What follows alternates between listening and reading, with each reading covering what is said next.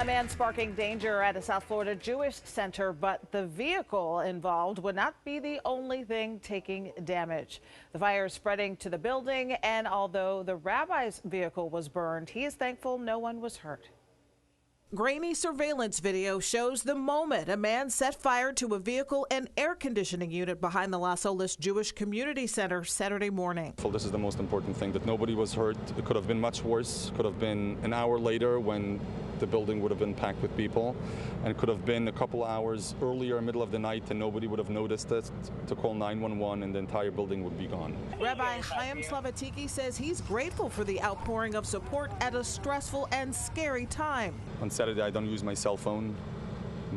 Somebody's knocking on my door, screaming fire at the center, and I rushed over here. Fort Lauderdale Fire Rescue, Fort Lauderdale Police, and the Bureau of Alcohol, Tobacco, and Firearms responding. Police tracking down their suspect and arresting Scott Hannaford, charging the 50-year-old homeless man with arson and criminal mischief involving a house of worship.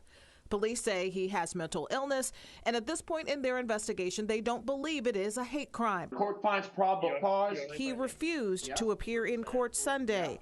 As for Rabbi Slavatiki, he says he's willing to wait for investigators to do their work, but he now needs to find some space to continue work for his community. The center houses the organization Friendship Circle for Special Needs Kids.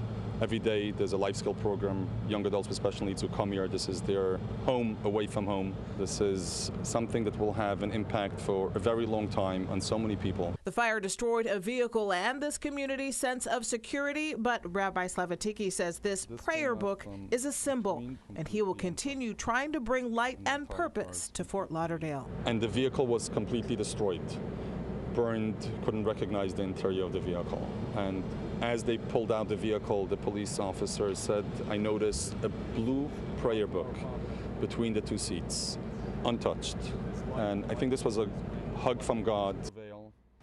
Along with the 2 counts of arson and criminal mischief, Hannaford is also charged with cocaine possession.